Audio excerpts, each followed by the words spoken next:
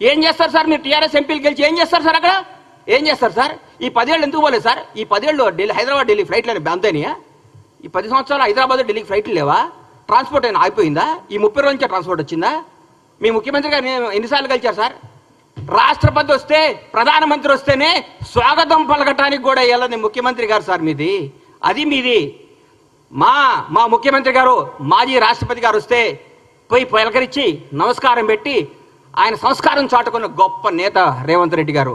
రేవంత్ రెడ్డి గారు యువకుడు, ఉత్సాహవంతుడు, ప్రజల కోసమే, ప్రజా శ్రేయస్సు కోసమే, ప్రజల బాగోగుల కోసమే, తెలంగాణ ప్రజల కోసం పోరాడుతున్న వ్యక్తి ముఖ్యమంత్రి గారు. ఆయనను పట్టుకొని ఆయన పిసిసి అధ్యక్షుడిగా ఉన్నప్పుడు ఏం చేశారు, పిసిసి అది లేనప్పుడు ఏం చేశారు? విమర్శిస్తారు సార్, విమర్శిస్తారు. ప్రజలు ఒప్పుకున్నారు. మా కార్యకర్తలందరూ మా ఇంటనే ఉన్నారన్నారు నా హరీష్ అన్న. 10 సంవత్సరాల ప్రతిపక్షంలో ఉన్నా కానీ కాంగ్రెస్ కార్యకర్తలందరూ కాంగ్రెస్లో ఉంటారు.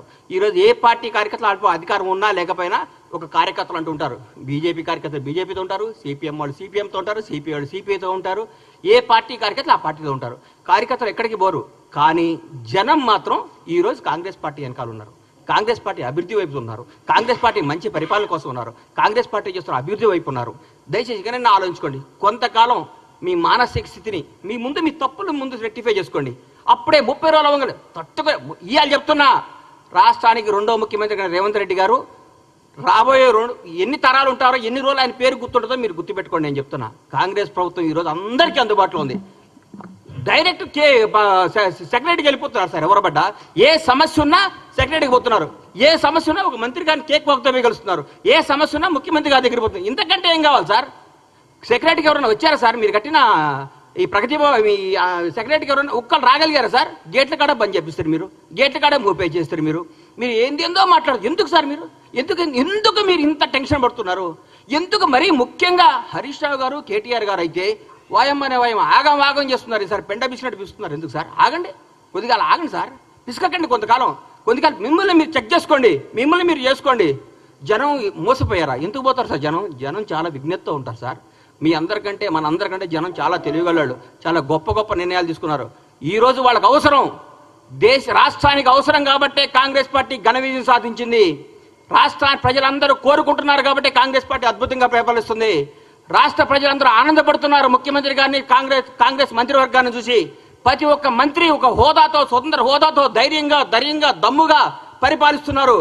వాళ్ళ వాక్ స్వాతంత్ర్యం ఉంది ఇక్కడ. ప్రతి ఎమ్మెల్యేకి వాక్ స్వాతంత్రం ఉంది ఇక్కడ.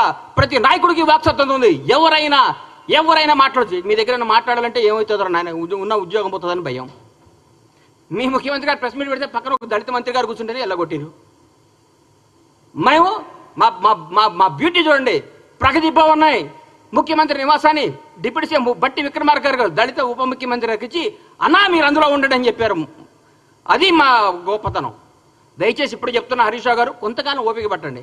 100 రోజులు కాదు, 1000 రోజులైనా మీకు రారు, 1000 రోజులైనా మీకు జరగదు.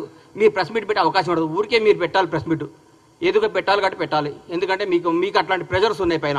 ఏ ప్రెస్ మీట్ పెట్టు అలా తిట్టని మీకు ప్రెజర్స్ ఉన్నాయి కాబట్టి ఆ ప్రెజర్స్ని తట్టుకోలేక మీరు పెడుతున్నారని నాకు అర్థమైంది. మీ మనస్సాక్షిలో మేము బాగా చేస్తున్నాం, మీ మనసుకు కూడా తెలుసు. మీరందరూ మా ముఖ్యమంత్రి గారిని, మా ప్రభుత్వాన్ని మెచ్చుకో